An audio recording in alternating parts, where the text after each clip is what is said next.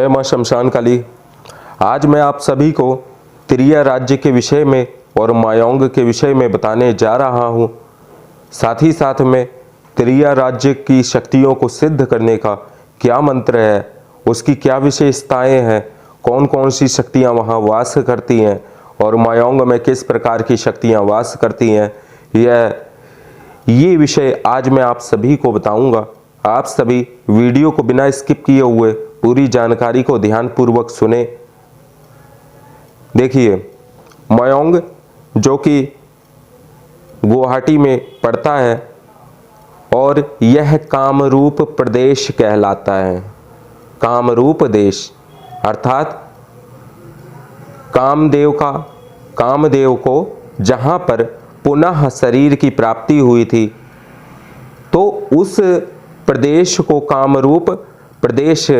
कामरूप देश कहा गया। इस कारण इसका नाम कामरू अर्थात कामरूप देश है, जो कि अभी कामाख्या नाम से प्रसिद्ध है। वहाँ पर माता कामाख्या का मंदिर। माता कामाख्या 10 महाविद्याओं की अधिष्ठात्री देवी हैं और सर्वशक्ति संपन्न है। नरकासुर भी माँ के स्वरूप को देखकर मोहित हो गया था और इसी प्रकार उस नरकासुर को एक चक्र के माध्यम से श्री कृष्ण ने उसमें कैद किया था।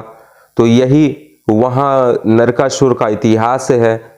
और मैं आप सभी को बता देता हूँ, मायोंग जो है वह ब्लैक मैजिक यानी काला जादू के नाम से पहले बहुत विख्यात था। अब वहाँ पर नॉर्मल ही यह विद्याएं समाप्त होती गई। धीरे धीरे वहाँ के बड़े बुजुर्ग जो भी थे उनके पास में ये विद्याएं थीं, लेकिन अब वहाँ पर बहुत ही ज़्यादा मतलब कि ना के बराबर ही कुछ लोग बचे हैं जो इस विद्या के जानकार हैं। और इसमें इनका तंत्र किस प्रकार का है, किस प्रकार से कार्य करता है, वो पहले मैं आपको बता देता हूँ। उसके बाद त्रिया राज्य के विषय में चर्चा करेंगे। मायोंग जो भी है उसमें कई गांव आते हैं मायोंग के अंतर्गत, जैसे बूढ़ी मायोंग, राजा मायोंग। इसी प्रकार वहाँ की जो विद्या है वह भगवान नारायण की शक्ति से चलती है, क्योंकि नारायण मच्छिंद्रनाथ भी भगवान श्री हरि विष्णु के अवतार थे और नारायण वहाँ के लोगों के इष्ट देवता हैं। इंद्रजाल के अंतर्गत भी नारायण ही उस इंद्रजाल के इष्ट देवता माने गए हैं। तो यहाँ के जो लोग हैं नारायण की भक्ति करते हैं और विभिन्न प्रकार के ग्रामीण इलाकों में वास करने के कारण वह साबर मंत्रों से अपना जादू, जिसे कह सकते हैं काला जादू, यह सब क्रियाएं करते हैं। विशेषकर कि वहाँ की क्रियाएं जो थीं वह किसी प्रकार के रोग को ठीक करना, झाड़ा देना, भूत प्रेत बाधा को दूर करना, थाली चिपकाना, इस प्रकार से कटोरी चलाना और मारण विद्या, इस प्रकार की विद्याएं पहले मायोंग में पाई जाती थीं। काला जादू अर्थात इंद्रजाल कौतुक, इंद्रजाल की समस्त विद्याएं मायोंग से ही कहीं ना कहीं जुड़ी हुई हैं। और अब हम बात करते हैं कामरू देश के बाद में, मायोंग के बाद में, जो कि ब्लैक मैजिक की राजधानी माना जाता है। लेकिन अब वहाँ पर ऐसा धीरे धीरे जैसे जैसे लोग आगे बढ़ते गए, उन्होंने विद्याएं अपने मतलब कि वंशजों को नहीं दी, या उनके वंशजों ने इन विद्याओं को ग्रहण करना नहीं चाहा। तो इस प्रकार से तंत्र का जो भी हुआ है, मतलब कि तंत्र जो है धीरे धीरे कम होता गया। प्राचीन काल में, जैसे प्राचीन काल में आजमगढ़ भी क्या है, तंत्र के लिए विशेष मशहूर रहा है, क्योंकि वहां पर प्रेत तंत्र का और शाबर तंत्र का माया जाल बिछा हुआ था। इसी प्रकार से राजगढ़ जो कि वाराणसी में आता है, नवगढ़, इसी प्रकार से 9 प्रकार के गढ़ हैं। नवगढ़ से कुछ गुफाएं निकलती हैं जो कि 9 प्रकार के अंदर ही अंदर वह गुफाएं इस देश से दूसरे देश में प्रवेश कर जाती हैं। चित्तौड़गढ़ एक गुफा, उसमें से चित्तौड़गढ़ भी जाती है। नौगढ़ से निकल के। नौगढ़ में ही देवदरी और राजदरी नामक दो स्थान है। देवदरी अर्थात वहाँ पर यह उत्तर प्रदेश में पड़ता है, वहाँ की पहाड़ियाँ हैं बहुत ही ज़्यादा, वाराणसी के पास ही यह स्थान पड़ता है। यहाँ पर कंदराओं में, कंदरा अर्थात गुफाओं में काफ़ी साधु संत तपस्या कर रहे होते हैं किसी न किसी रूप में। उन्हें किसी भी प्रकार की मोह माया से किसी भी प्रकार की इच्छा नहीं है, केवल इच्छा है तो ईश्वर प्राप्ति की। आध्यात्मिकता का पथ जो होता है वह किस ग्रहों के कारण होता है, आज मैं उस पर भी चर्चा करूंगा। आध्यात्मिक जो भी लोग आध्यात्मिक विषयों में जाते हैं, शनि, गुरु और केतु के कारण ही जाते हैं। शनि क्या है? नितांत एकांतवादी बना देता है। प्रिय बंधु, अपने घर परिवार का जिसको मोह ना हो, ऐसी धारणाएं शनि देता है। गुरु क्या है? गुरु ज्ञान है। अगर गुरु आपका ठीक है, कुंडली में शनि के साथ में गुरु का योग बनता है तो ज्ञान क्या है? सुपर लेवल का हो जाता है इंसान का। वह क्या है? जैसे मूलांक 3 वाले, मूलांक 8 वाले और मूलांक 7 वाले, इन लोगों की इंट्यूशंस पावर काफ़ी ज़्यादा स्ट्रांग होती है, मजबूत होती है। उनको आने वाली घटनाओं का स्वप्न के माध्यम से कई प्रकार से, या मस्तिष्क में ऐसे विचार आ जाते हैं, कई प्रकार से अनुभूति होती है। तो ये सब क्या है? केतु क्या है? अध्यात्म अर्थात मोक्ष का कारक है। केतु मोक्ष का कारक है। उसी प्रकार से गुरु भी ज्ञान का कारक है। शनि एकांतवादी बनाता है, परिश्रम करवाता है। आपको इस तंत्र जगत के गूढ़ रहस्यों से परिचित करवाने में इन तीनों ग्रहों का योगदान होता है। इसी प्रकार अगर राहु किसी न किसी प्रकार से आपकी कुंडली में दशा महादशा में आ जाता है तो ऐसे में व्यक्ति या तो तंत्र के माध्यम से अपने जीवन को ठीक करता है, नहीं तो वह स्वयं ही किसी न किसी प्रकार से मंत्र साधना आदि से जुड़कर लाभ की प्राप्ति करता है। राहु वैसे भी पैशाचिक ग्रह कहा जाता है।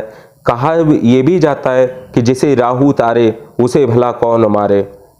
ठीक है, तो राहु एक मायावी ग्रह है और जितना भी इंद्रजाल कौतुक है, यह राहु संबंधी जो भी लोग होते हैं, ब्लैक मैजिशियन, जादूगर जितने भी होते हैं, यह सब राहु के प्रभाव से युक्त होते हैं। या तो उनके लग्न में राहु का प्रभाव होता है या उनके पंचम भाव में राहु का प्रभाव होता है।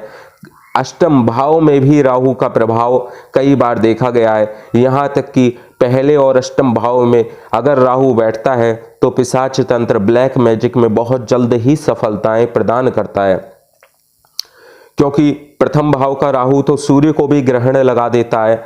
ऐसे में जो भी जादूगर हुए, चाहे वह स्त्री हो चाहे वह पुरुष हो, इन्हीं 4 ग्रहों के सहयोग प्राप्त होने पर उनकी कुंडलियों में उनके जीवन, मतलब कि उनका जो मूल जीवन था वह इस मायावी तंत्र विषय से जुड़ गया। कुछ लोग वैष्णव भक्ति करते हैं, कुछ लोग अघोर मार्ग में जाते हैं, कुछ लोग पिशाच विद्या की पूजा करते हैं। तो विद्याएं क्या है? 64 विद्याएं इस पूरी जगत में है। 64 प्रकार की विद्याएं हैं, इनमें से कई प्रकार के तंत्र हैं, इसलिए 64 योगिनी का महत्व है। 64 योगिनी तंत्र के अंतर्गत बहुत ही महत्वपूर्ण मानी जाती है। योगिनियां क्या होती हैं? जो योग रूप से देवी की आराधना करती हैं, यौगिक तपस्याएं करती रहती हैं और माता की यह सहचर्या होती हैं। इनके पास अद्भुत योग बल की शक्ति होती है। अगर योगिनियों का सपोर्ट ना हो तो कोई भी व्यक्ति किसी भी उच्च पदवी तक नहीं पहुंच सकता। 1 वर्ष तक इनकी पूजा का विधान होता है। आजकल लोग कहते हैं मैं 40 दिन में साधना करूं और जो है उससे मिलने वाले फलों को प्राप्त करके अपने इच्छा की पूर्ति कर लूं, तो ऐसा नहीं होता है। वो कृपा प्रारंभ होती है 49 दिन का तंत्र के अंतर्गत मंडल होता है। उस 49 दिन की आप साधना करते हैं तो वह शक्ति प्रकट होती है, लेकिन प्रकट तभी होती है जब गुरु की आज्ञा होगी, क्योंकि शक्ति पहले गुरु के पास जाती है। जब वो उसको आदेश देता है तभी शक्ति आपके पास संपर्क करेगी। तो इस विषय में तंत्र मार्ग या ज्ञान का मार्ग, जैसे आपको स्वर व्यंजन नहीं आते तो बच्चे को क्या है, स्कूल में मतलब कि भर्ती कराया जाता है, उसका एडमिशन कराया जाता है, तब वह स्वर और व्यंजन का ज्ञान जानता है, तभी वह आगे की प्रक्रिया को करता है। इसी प्रकार तंत्र भी है, उसमें पहला चरण गुरु मंत्र ही है और उसके बाद ही अन्य चरण है। अगर आपको स्वर और व्यंजन के विषय में ही नहीं पता होगा तो आप क्या तंत्र सीखोगे। तो इसलिए प्रारंभिक शिक्षा अत्यंत अनिवार्य है और प्रारंभिक ज्ञान, सही दिशा निर्देश अगर मिले तो कोई भी चीज, चाहे कोई भी विषय हो, वह आप सीख सकते हैं। उस विषय के में आपको मेहनत तो करनी ही पड़ेगी, क्योंकि बिना मेहनत के, बिना शनि के योगदान के व्यक्ति को कुछ भी प्राप्त नहीं होता है। और उस नॉलेज को ग्रहण करके अपने योग्य बनाना गुरु का कार्य है। जब तक आप गुरु की शरण में रहेंगे, गुरु को ही सर्वोपरि समझेंगे, यहाँ तक कि गुरु गोरक्षनाथ भी अपने गुरु को ही भगवान से अधिक महत्व दिया था उन्होंने भी। तो इसलिए गुरु का स्थान क्या है, भगवान से भी उच्च है। गुरु कई प्रकार से आपकी परीक्षाएं भी लेता है, तो उन परीक्षाओं से आपको डरना नहीं चाहिए। ऐसा नहीं है गुरु अगर कहे मर जा तो मर जाना चाहिए, समझो उस बात में भी भलाई है, कहीं ना कहीं आप बच जाओगे। तो गुरु आज्ञा की अवहेलना कभी भी नहीं करनी चाहिए। अब मैं आपको त्रिया राज्य के विषय में बताता हूं। आखिर क्या है त्रिया प्रदेश, कहां है त्रिया प्रदेश, कहां है वो जादूगरनिया, कहां है वो महल और कहां है हनुमान जी की गर्जना। तो इस संदर्भ में मैं आपको बता देता हूं, यह है त्रिया राज्य मायोंग में नहीं है किसी भी प्रकार से। आसाम और चीन के जो बॉर्डर है उसके कुछ गांवों में जंगल इलाका है, वहां पर स्त्री प्रदेश कहा जाता है। वह अरुणाचल प्रदेश की ही सीमा जो है, वहां पर आर्मियों का मतलब कि पूरी तरीके से कब्जा है। तो उसी के आसपास वो एक नदी है, उसी को जादुई नदी कहते हैं। उसमें जो नौका भी है वह अपने आप चलती है और वह एरिया इंडियन आर्मी के अंतर्गत आता है। और साथ ही साथ में आपको यह जानकर हैरानी होगी कि उसी त्रिया राज्य को यक्षिणी प्रदेश भी कहा जाता है। वहां पर स्त्रियां बिना वस्त्रों के रहती हैं, यानी कि उनका जो पूरा रहन सहन है वह आदिवासी प्रकार का है। उनका जीवन ही ऐसा बना हुआ है कि उनको मोह माया से कोई भी जो है लेना देना नहीं है।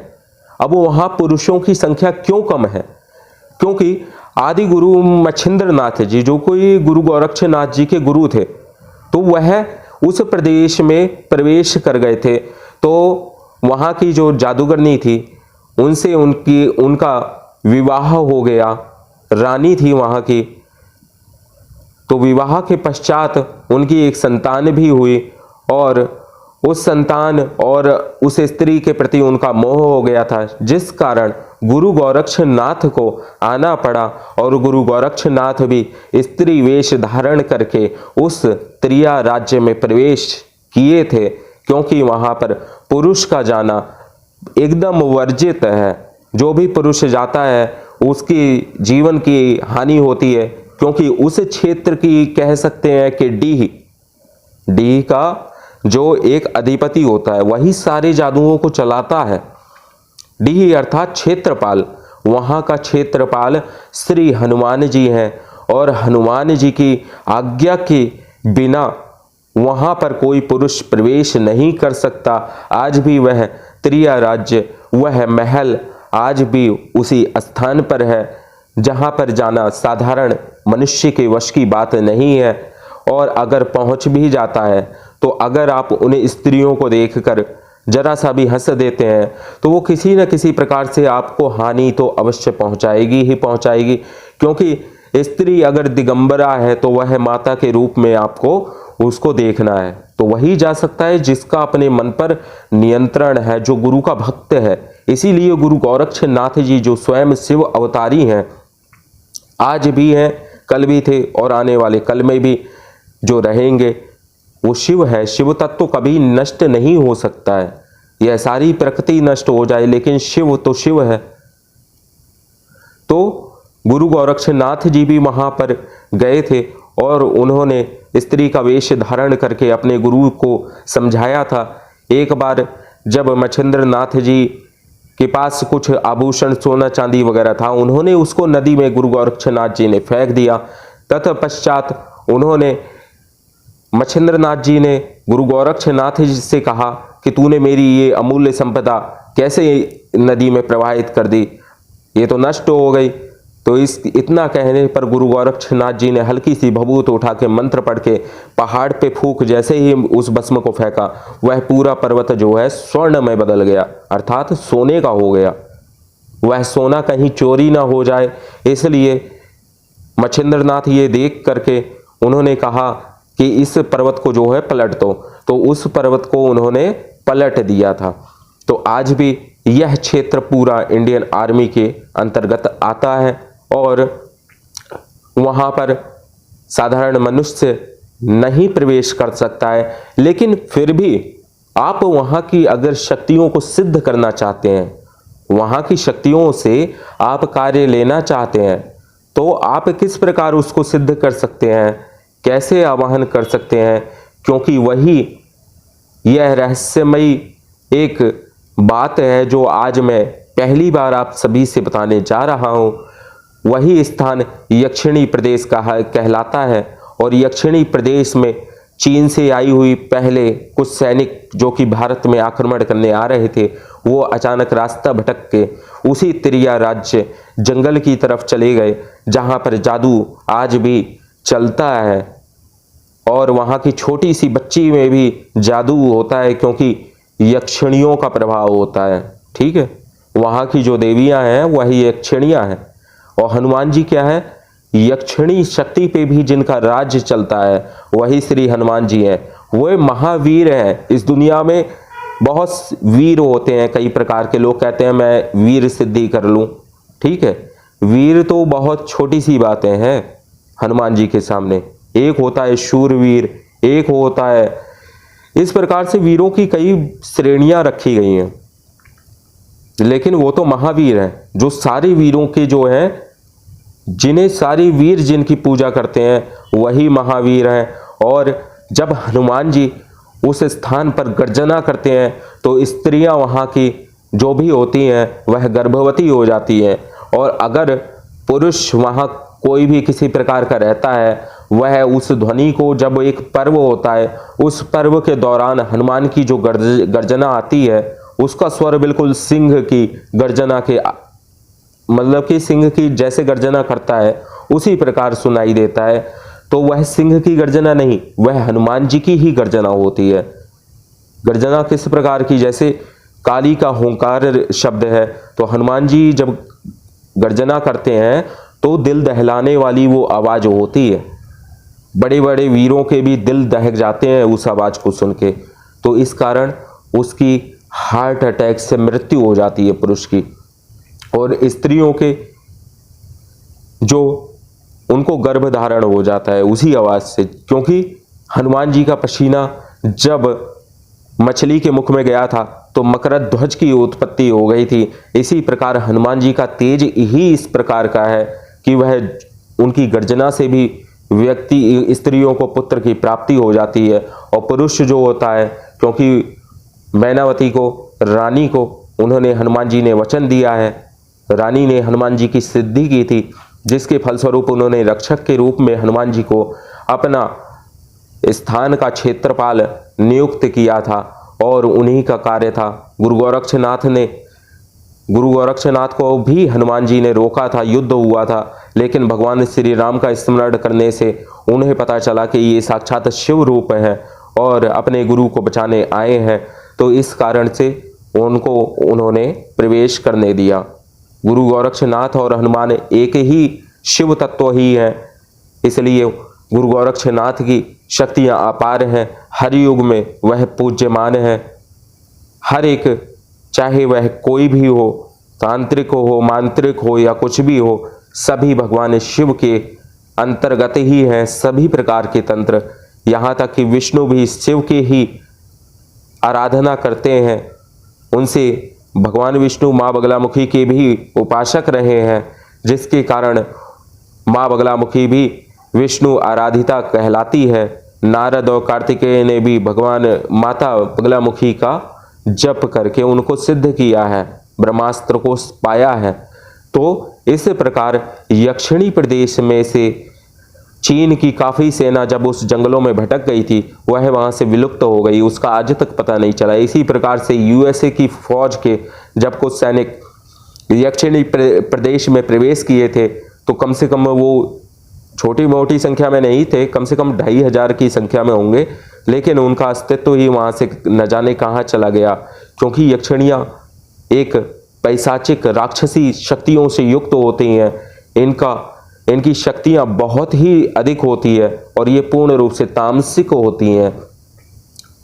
आज भी वह किसी भी प्रकार का रूप धारण करके कहीं न कहीं माता कामाख्या से मिलने के लिए अवश्य आती हैं।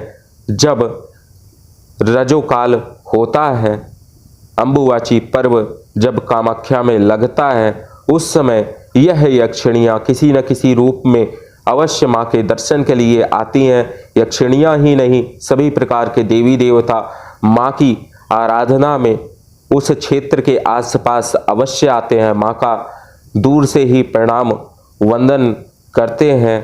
किसी न किसी रूप में मानव के अंदर भी क्या है, वह ईश्वर तत्व ही तो है। अवतार किसको कहते हैं? अगर कोई साधु है, संत है, तो वह अपने घर परिवार को अगर छोड़ा है तो उसको घर परिवार के साथ भी है, तो उसका विशेष कोई उसके साथ में तालमेल नहीं रहता है। मतलब कि उसका परम ध्येय क्या होता है, परम लक्ष्य क्या होता है? ईश्वर की प्राप्ति। इसलिए गृहस्थ व्यक्ति तो ईश्वर की आराधना को बहुत शीघ्र प्राप्त कर सकता है, क्योंकि उसके पास वह अपने कर्तव्य के साथ साथ मोक्ष की कामना हेतु और भौतिक सुखों की कामना हेतु देवी तत्वों की, देवताओं की आराधना करता है, जिसके फलस्वरूप देवी और देवता उसको आशीर्वाद प्रदान करते हैं। भगवान शिव भी स्वयं गृहस्थ हैं, माता शक्ति ही, पार्वती ही उनकी शक्ति हैं। वह सर्वप्रथम चाहे वह नाथ हो, चाहे वह कौल हो, चाहे वह किसी भी प्रकार का साधु क्यों ना हो, किसी भी प्रकार से गृहस्थ जीवन में जो व्यक्ति रह करके भी साधु है, वही सर्वश्रेष्ठ योगी या सन्यासी माना जाता है। तो किसी भी पंथ में गृहस्थ रूप में रहा जा सकता है और गृहस्थ जीवन में रहकर भी आप यक्षिणी, योगिनी और किसी भी प्रकार की सिद्धियों को गुरु निर्देश, गुरु आज्ञा के अनुसार प्राप्त कर सकते हैं। यही आज मैंने आप सबको इस विषय से परिचित करवाया है। और त्रिया राज्य में जब वह पर्व होता है, जब हनुमान जी की गर्जना होती है, मान लो वहाँ पर कोई पुरुष है, तो वह ढोल नगाड़ों की आवाज़ के कारण इतनी तेज बजाए जाते हैं कि वह स्वर उसको सुनाई ना दे। वहाँ जो देवी है, जिसका मुख्य मंदिर है, वह आज भी जीवित अवस्था में है। और स्त्रियां जब वहाँ जाती हैं, पुरुष भी जाते हैं, तो उनके शरीर पे किसी भी प्रकार का वस्त्र नहीं होता है। वह दिगंबर रूप में ही वहाँ मंदिर में पूजा करने के लिए जाते हैं। और वह एक तांत्रिक पूरा तंत्र मंदिर है, जहाँ देवी स्वयं साक्षात प्रकट होकर के उन सभी को आशीर्वाद देती है। और मायोंग प्रदेश के बारे में हम कुछ बात कर देते हैं कि मायोंग में एक विशेष रूप से कहा जाता है कि इसको कुत्ता बना दिया जाता था, पहले बिल्ली बना दिया जाता था, बकरी बना दिया जाता था। वह जादू किस में था? वो जादू केवल प्रकृति में ही है, प्रकृति की जड़ी बूटियों में ही है, और उस जड़ी बूटियों के विभिन्न मंत्र हैं, क्योंकि माता आदि प्रकृति ही है। उन जड़ी बूटियों का उन लोगों को ज्ञान होता था, जिसके प्रभाव के कारण वह एक विशेष प्रकार का वृक्ष है जहाँ पर नागों का पहरा है, और नाग वहाँ पर रात्रि के समय 12 बजे अगर उस वृक्ष का पत्ता आपके हाथ गिरने से पहले आप उस पत्ते को पकड़ लेते हैं, तो वहाँ की जो भी जादू की विद्या होती है वह सब आपके अधिकार में आ जाती है। मैं इसके बारे में पूर्ण विवेचना नहीं करूँगा, क्योंकि कुछ तथ्य ऐसे होते हैं जिनको ना ही कहा जाए, तो वह आवश्यक होता है। वैसे भी त्रिया राज्य के बारे में तो कहा गया है कि त्रिया राज्य के चंचल त्रिया लइहें चित्त चुराए, तो वहां उस राज्य में वही व्यक्ति प्रवेश कर सकता हो जिसका पूर्ण रूप से साहसिक हो, गुरु आज्ञा का पालन करता हो और उसके अंदर शक्ति का समावेश हो, समस्त प्रकार की जादुई नगरी में प्रवेश करने का उसके पास मंत्र हो, तभी वह, और जो स्त्री को माता के रूप में जानकर वहां प्रवेश करे वही व्यक्ति वहां प्रवेश कर सकता है। अन्यथा उत्तरीय राज्य की स्त्रियां इतनी मनमोहक उसकी देह होती है, जिस प्रकार कहा जाता है यक्षिणी जो है वह दिगंबर अवस्था में भी आ जाती है, माता, बहन और प्रेमिका के रूप में वह रहती है। तो वो क्या है, यक्षिणी प्रदेश ही तो है।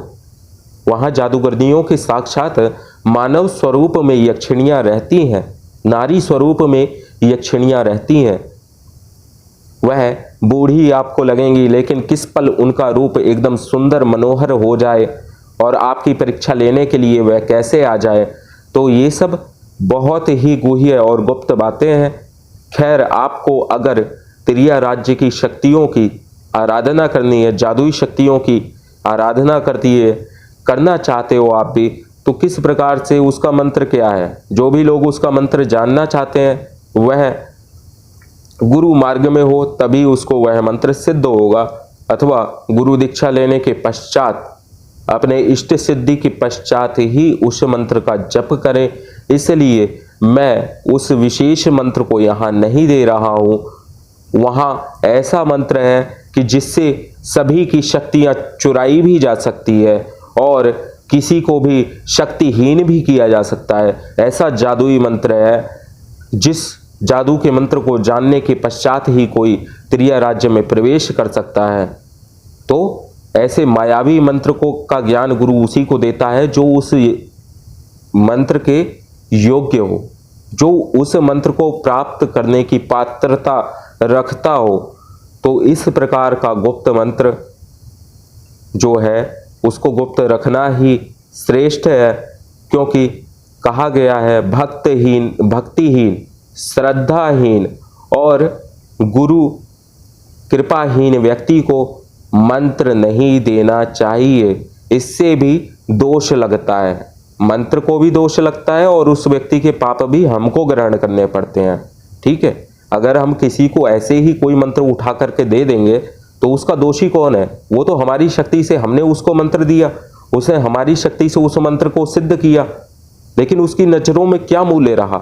शक्ति तो मेरी थी, मंत्र भी मेरा था, तो उसको प्राप्त किसने हुआ? मेरे कारण हुआ। उसकी कर्मों का भार मैंने लिया, तब उसको मंत्र की सिद्धि हुई। तो बिना मूल्य के मंत्र भी नहीं देना चाहिए।